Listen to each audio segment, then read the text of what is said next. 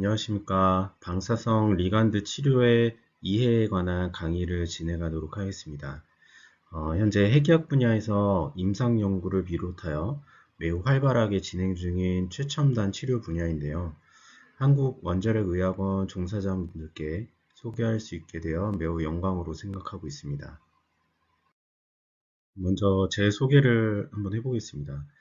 국립암센터 핵의학과에서 근무를 하고 있는 유연욱입니다. 현재 대한핵의학기술학회 편집부장을 역임하고 있고요. 그리고 부서에서 방사선 리간드 치료 분야에 관한 내부 교육을 도맡고 있고요. 이와 관련한 TFT에도 인볼브 되어 있습니다. 저는 용어의 주된 의미를 설명하면서 이해를 돕고자 할 예정인데요. 방사선 리간드라는 게 어떤 의미인지 먼저 말씀드릴게요. 방사성은 여기 계신 종사자분들도 다 아시는 내용이고, 우리가 주목해야 할 것은 바로 이 리간드라는 용어입니다. 리간드는 특정 표적에 선택적으로 결합하는 분자라고 표현을 했는데요. 여기서 중요한 것이 바로 이 결합이라는 단어입니다. 리간드라는 어원 자체가 이 결합을 뜻하기도 하는데요. 쉽게 말하자면 열쇠와 자물쇠 같이 특정 분자 또는 어떤 특정 단백질 간의 모든 결합을 의미하기도 합니다. 앞으로 반복해서 설명을 드리게 될 텐데, 질병세포, 뭐 예를 들면 암세포 표면에 유난히 많은 무언가가 있어요. 뭐 예를 들면 자물쇠 같은 거죠. 그 자물쇠가 열리도록 하는 단 하나의 열쇠가 있는데요. 이 열쇠가 바로 표적 리간드다 라고 이해하시면 될 것 같아요. 여기에는 그 항체 결합에 따라, 그리고 펩타이드 결합에 따라, 또는 저분자 결합에 따라 다양하게 치료에 쓰이고 있습니다. 그러면서 이 표적 리간드와 결합하는 방사성 동위원소, 특히 루테슘 177이라는 동위원소가 베타선과 감마선이 동시에 나오기 때문에 치료와 또 진단을 통합한다 해서 치료의 테라피, 그다음에 진단의 다이그노시스의 합성어인 테라노스틱스,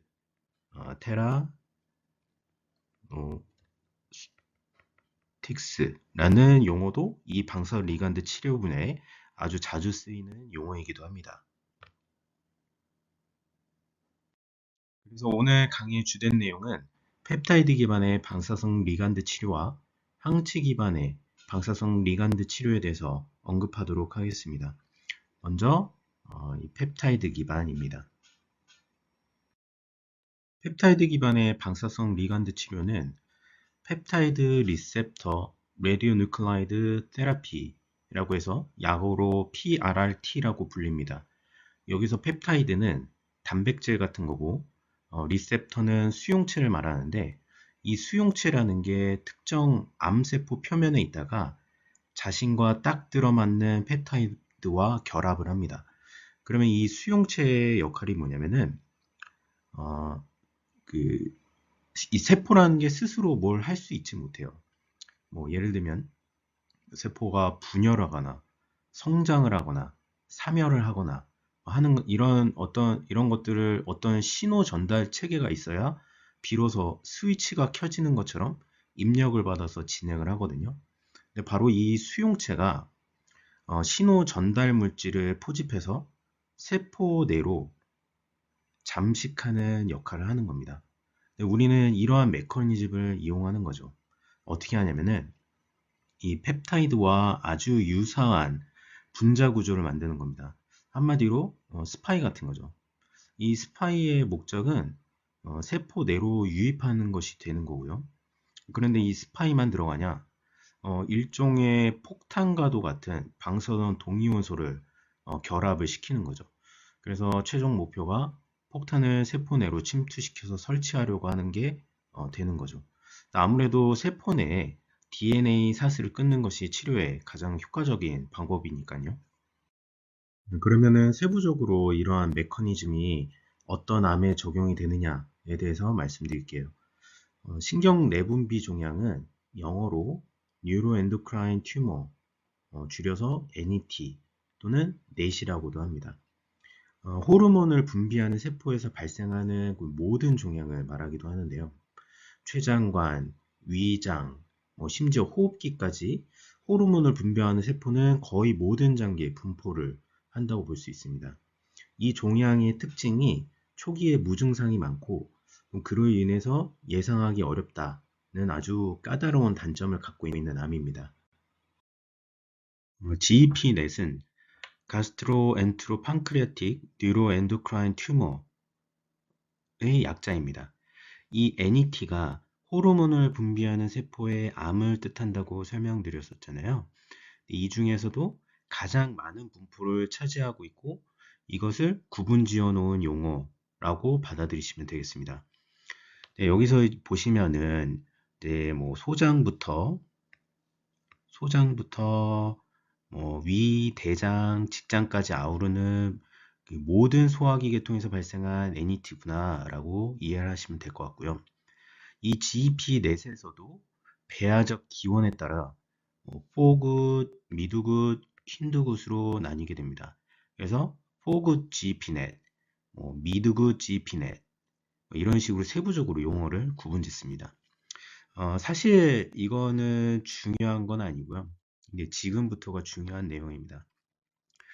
소마토스타틴 수용체 약어로 SSTR은 바로 이 NET 신경 내분비 종양의 세포 표면에 다량으로 발견되는 단백질 수용체입니다. 조금 전에 메커니즘에 대해서 설명드렸듯이 이 수용체는 소마토스타틴이라고 하는 펩타이드를 포집하기 위한 존재합니다. 그래서 세포 내로 어떤 특정 행위를 돕도록 세포에 신호를 전달하게 되는 거죠. 얘네가 형태에 따라 좀 다양하다고 이렇게 되어 있는데 쉽게 예를 들자면 같은 역할을 하지만 자물쇠도 모양이 조금씩 다르다. 이렇게 이해를 하시면 될 것 같고요. 그래서 우리가 이런 메커니즘을 역으로 이용해서 소마토스타틴과 아주 유사한 모양의 인위적인 물질을 만들고 거기에 방사선 동위원소를 부착하면 이 SSTR이라고 하는 수용체와 결합을 하게 되고 세포 내로 침투할 수 있게 되는 거죠. 그리고 그곳에서 고에너지 베타선에 의한 방사선 조사가 이루어지고 결국에는 세포 조직이 손상되게 되는 겁니다. 그러면 이제 이 방사선 리간드 치료제에 대해서 한번 알아보겠습니다. 여기에 쓰이는 방사선 의약품의 이름은 공식 명칭이 루타테라입니다. 조금 전 설명드렸듯이 펩타이드와 그다음에 펩타이드 수용체 결합 메커니즘을 이용한 방사선 치료인 PRRT에 주로 사용되는 방사선 의약품 제제이고요.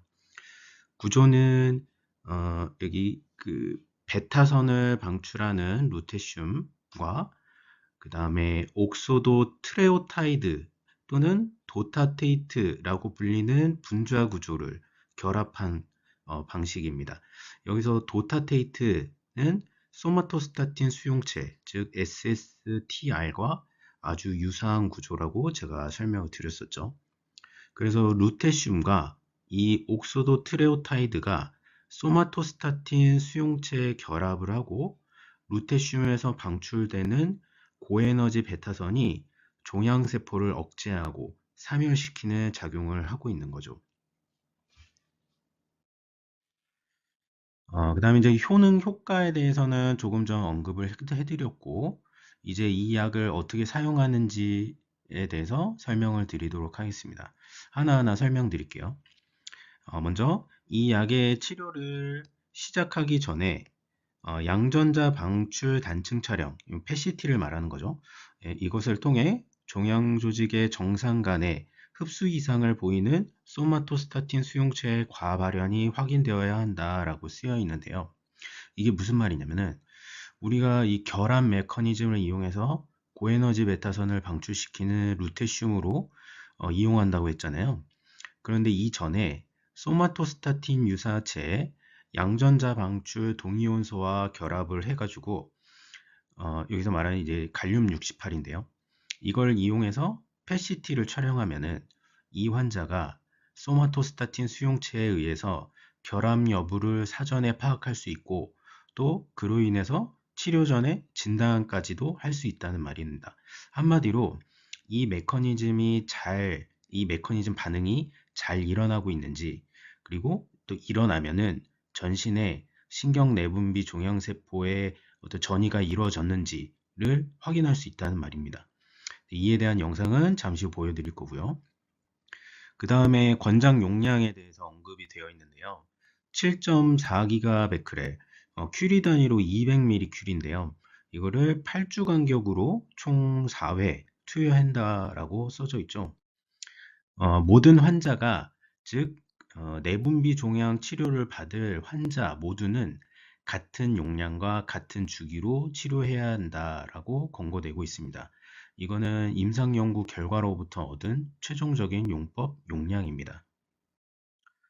그리고 이제 그러면 이 약을 어떻게 투여할 것인지 제조사에서 권고하고 있는 내용이 있어요. 그게 뭐냐면은 이제 여기 중요법, 그다음에 뭐 또 다른 방법들을 이용해서 투여해라 라고 쓰여져 있는데, 이게 무슨 말이냐면은 7.4GBq, 이게 굉장히 고용량이죠. 이 치료 주기를 한 번에 모두 투여되어야 하잖아요.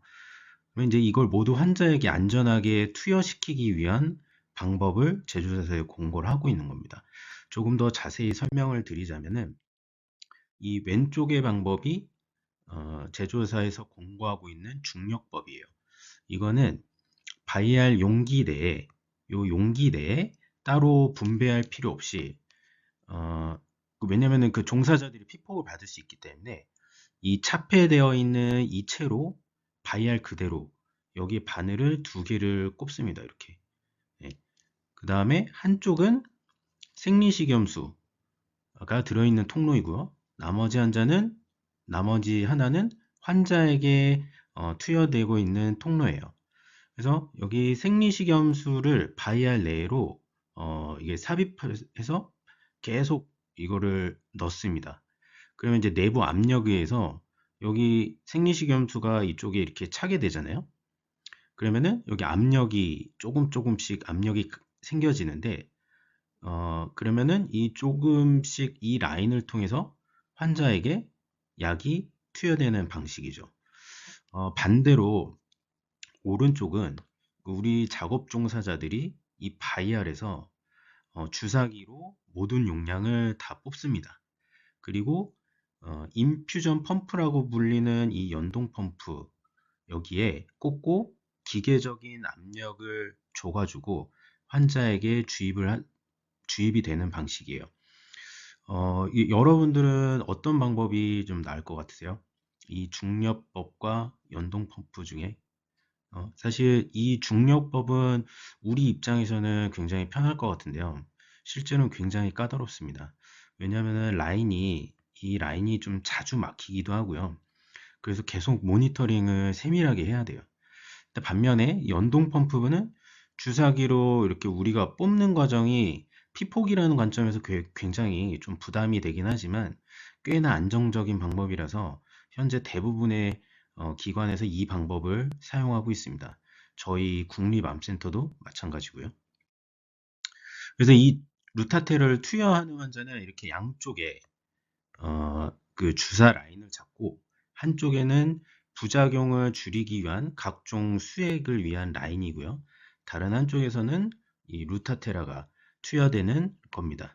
그래서 이제 피폭의 관점에서 봤을 때 고에너지 베타선이라는 걸 유념하면 아주 두꺼운 아크릴 소재의 차폐막이 필요하고, 선원이 밀집되어 있는 이곳에 예, 환자 피폭을 어, 경감할 수 있는 이곳에, 예, 여기는 이제 우리 그 종사자들을 위한 피폭을 줄일 수 있는 위치고, 또 이쪽에도 환자의 피폭을 좀 경감할 수 있는 이 위치에 아크릴 소재의 차폐막이 필요하다는 걸 우리가 예상할 수 있습니다. 마지막으로 반감기가 6.6일이라고 되어 있는데요. 이 붕괴 도식을 살펴보면 한 번 붕괴할 때마다 최대 498kV 일렉트론 볼트의 베타선이 약 79%의 확률로 방출이 되고, 또 여기를 보시면은 208kV 일렉트론 볼트의 감마선이 약 10%의 확률로 방출된다는 것을 알 수 있죠. 그러면은 반감기가 6.6일이기 때문에 우리가 이제 8주 간격으로 치료 기간 동안에 충분히 이제 치료가 유지가 될 수가 있겠죠. 그리고 이 감마선 나오는 감마선 덕분에 우리가 이제 투약이 잘 됐는지, 그 다음에 또 치료가 잘 되고 있는지를 여기서 나오는 감마선을 우리가 이용을 해서 영상으로 우리가 확인할 수 있는 거죠. 그리고 우리가 원하는 시점에 아무 때나 확인을 할 수 있다는 말이 되는 겁니다. 예, 그래서 실제 영상을 보면은, 이건 동일한 환자고요. 요거는 FDG PET 영상입니다. 네, FDG PET는 포도당 성분의 의약품이고, 암세포가 정상세포보다 훨씬 더 많은 포도당 섭취 기전을 이용하는 영상이고요. 이 FDG PET를 촬영하고 일정 기간 지난 이후에 신경 내분비 종양을 확인하고자 갈륨 68 PET를 촬영하게 됩니다. 이 두 PET 영상을 좀 비교해서 살펴보면은 좀 특정 부분에서 좀 명확하게 구분을 할 수가 있죠. 뭐 예를 들면은 간, 뭐 위, 뭐 이런 부분에 양상 패턴 양상 흡수되는 양상이 확연하게 좀 다르고, 그다음에 FDG에서 보이지 않았던 이 스터넘 부분, 이 뼈 부분에 흡수되는 것도 좀 다르죠. 그래서 신경 내분비 종양세포가 전이가 되어 있다는 것을 좀 확인할 수가 있죠. 그래서 결국 이 환자는 몇 주 뒤에 본격적인 루타테라 치료를 시작하게 됩니다. 여기서는 1회차, 2회차까지 치료 후 영상만 보여드렸는데요. 어떠세요? 이거 두 개 비교를 해보면은 좀 차이가 좀 보이시나요? 이걸로 봐서는 잘 모르겠지만 판독문에 명시되어 있는 것은 전반적으로 크기가 좀 줄어드는 양상이다, 이렇게 되어 있습니다. 여기까지 루타테를 이용하는 펩타이드 기반의 방사성 리간드 치료에 대해서 설명을 드렸고요. 지금부터는 항체 기반의 방사성 리간드 치료에 대해서 설명을 드리도록 하겠습니다. 여기서도 용어와 그다음에 어떤 메커니즘으로 어떤 약을 어떻게 쓰는지 간략하게 설명을 드릴게요. 항체 기반 방사성 리간드 치료에서 현재 이루어지고 있는 그 암의 종류는 바로 전립선 암입니다. 우리는 치료 메커니즘을 이해하기 위해서 전립선 암이 어떤 방식으로 암이 분화되고 성장되는지에 대한 패턴을 좀 먼저 알아야 되는데요. 1996년에 호긴스라는 분이 처음으로 이 전립선 암이 남성 호르몬과의 직접적인 관계를 규명지었어요. 근데 이 암세포가 남성 호르몬에 반응적이고 의존적인 암이고, 또 수술적 또는 내과적인 거세를 통해서 질병을 좀 줄일 수 있다라고 처음에 말했습니다. 근데 이 그림을 한번 보시면은 테스토스테론이 어떤 반응에 의해서 디하이드로테스토론이 되고, 또 안드로이드 수용체에 의해서 리간드 결합이 이루어지고, 또 인산화 과정을 통해서 전립선암 세포 내로 들어가게 되면은 세포 성장을 비롯한 뭐 여러 가지 다양한 신호가 발현된다는 말인데요. 그래서 지난 반세기 동안 이 남성 호르몬의 연결고리를 제거해서 전립선암을 억제시키기 위한 남성 호르몬 박탈요법이 진행되어 왔다고 합니다. 문제는 이 다음부터인데요. 남성 호르몬 박탈요법을 통해 남성 호르몬 수치를 낮췄는데도 불구하고 암이 계속해서 성장을 하거나 전신으로 전이되는, 말 그대로 끝판왕에 이르는 단계로 진입을 할 수 있다고 하는데요. 이를 전이성 거세 저항성 전립선암, 영어로 MCRPC라고 합니다. 우리가 방금 전까지 전립선암이 남성 호르몬에 의해서 성장한다는 그런 메커니즘에 대해서 설명을 했었잖아요. 근데 남성 호르몬이 없는데도 전립선암이 끝판왕이 될 수 있는 걸까요? 근데 이 그림을 한번 보시면은 일단 이게 6개들의 어떤 그런 작용들로 인해서 그 전립선암이 MCRPC로 변형이 된다는 것을 설명합니다. 뭐 예를 들면은 테스토스테론이 뭐 콜레스테롤과 반응을 해서 모양을 바꿔가지고 세포 내로 잠식하거나 또는 남성 호르몬과 상관없이 스스로 신호를 전달하도록 패턴을 바꾸던가 뭐 이런 여러 가지 방식에 의해서 최종적으로 MCRPC로 변형이 된다는 말입니다. 그래서 이 단계로 진입을 하게 되면은 전신의 전이는 당연한 수순이 되는 거고 또 그에 따라서 치료 저항성이 매우 높게 돼서 굉장히 안 좋은 예후를 갖게 된다는 그런 말입니다. 그래서 최근에 전립선 암에서 이 MCRPC 단계로 진입한 환자들이 굉장히 많아지고 있다고 하는데요. 근데 그렇지만 우리가 여기서 굴복할 수는 없겠잖아요. 근데 의과학자들이 이 MCRPC 세포를 떼어다가 관찰을 해보니까 얘네들도 세포 표면에 유난히 많은 표면 단백질이 존재한다는 걸 알게 된 거예요. 그게 바로 PSMA, 우리말로 전립선 특이막 항원이라고 하는 겁니다.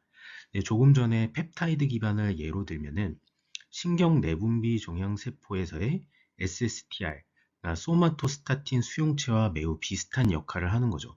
그런데 이게 특히나 그 MCRPC에서 굉장히 많은 분포를 하고 있다고 합니다. 그러면 이제 결합 메커니즘도 루타테라 방식과 굉장히 유사를 하겠죠.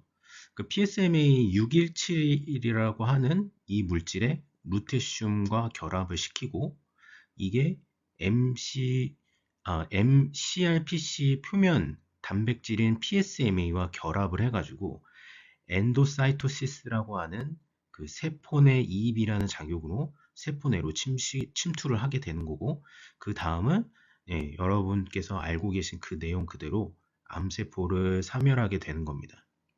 그래서 이 방사선 동요소 의약품의 이름은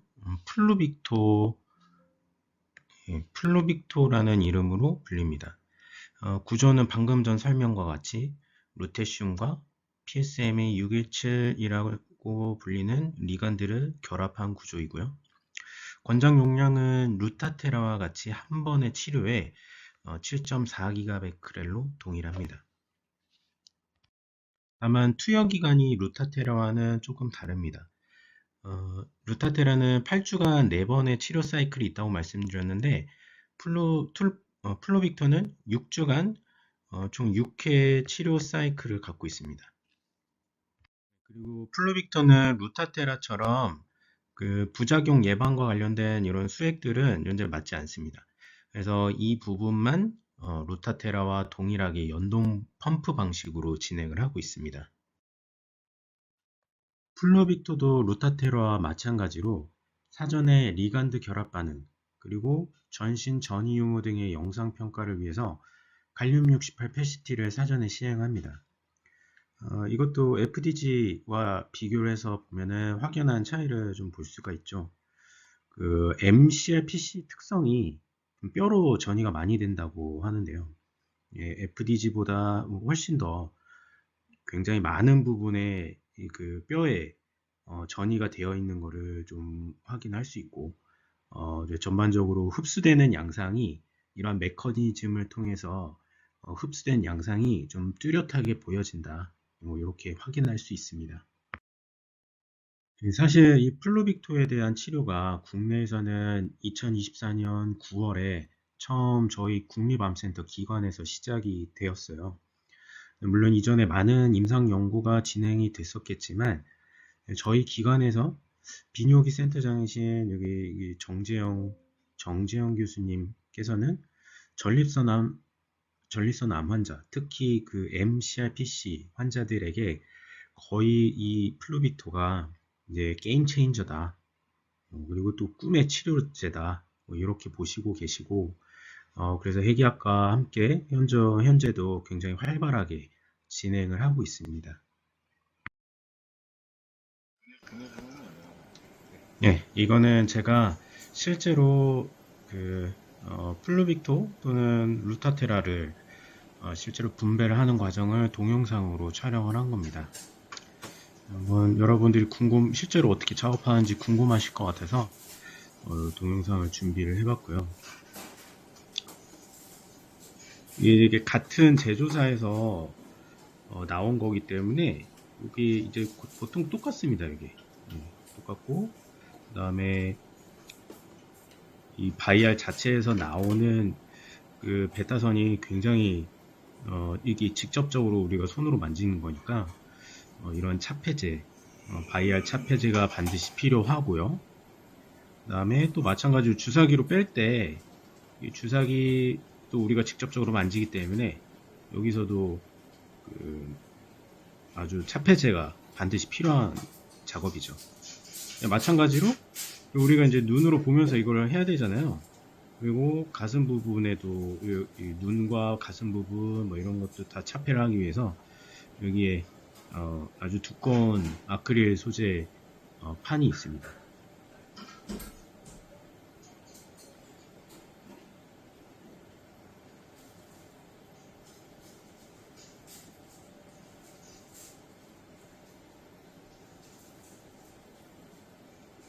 굉장히 조심스럽게 해야 돼요. 왜냐면 여기서 뭐 약이 튀거나 뭐 이러면은 이제 또 오염이 되고 또 여기 제염하는 과정도 굉장히 까다롭기 때문에 아주 신중하고 조심스럽게 이걸 작업을 해야 되죠.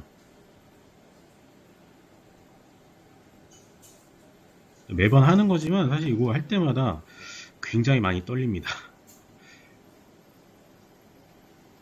손이 막 바들바들 떨리죠.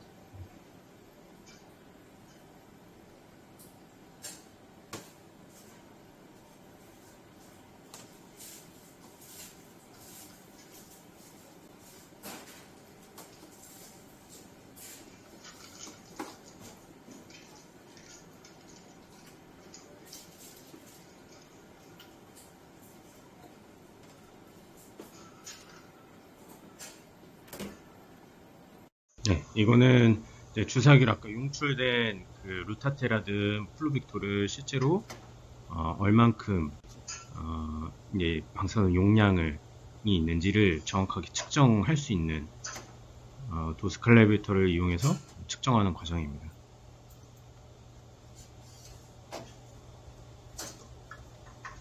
네, 200mm 큐리, 그 다음에 또 베크레 단위 환산을 해서 그것도 살펴봐야 되고요. 네. 그래서 이러한 모든 과정들이 사실 저희 종사자 입장에서는 굉장히 부담되는 그런 작업이다라고 보실 수 있습니다.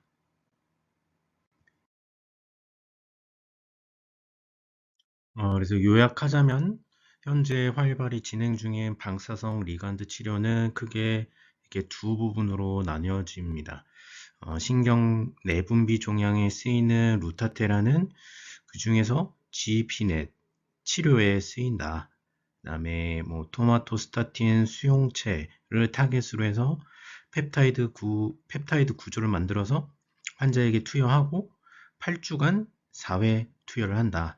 그다음에 뭐 고에너지 베타선과 더불어서 감마선도 적은 확률로 방출되기 때문에 영상평가도 가능하다. 뭐 이런 내용을 말씀드릴 수 있고, 또한 사전 검사도 가능합니다. 반면 플루비토는 또 전립선 암 중에서도 끝판왕격인 MCR-PC의 치료에 쓰이고, 이 PSMA를 타겟으로 하는 PSMA617이라는 것을 환자에게 투여하고 6주간 6회 투여를 한다. 그리고 나머지는 루타테라의 방식과 동일하다. 이렇게 요약할 수 있겠습니다. 제가 준비한 영상은 여기까지고요. 사실 한국 원자력의학원 종사자분들께 이게 필요한 내용인지는 잘 모르겠지만 그래도 알아두시면 언젠가 도움이 되실 거라고 믿고, 혹시 궁금한 게 있으시거나 또 코멘트 하실 부분이 있다 하시면은 여기 메일로, 제 이메일 주소거든요. 이걸로 여기로 문의를 주시면은 성실히 답변을 해드리도록 하겠습니다. 그럼 제 강의는 여기까지 하고 마치는 걸로 하고요. 그동안 집중해 주셔서 대단히 감사드립니다. 예, 감사합니다.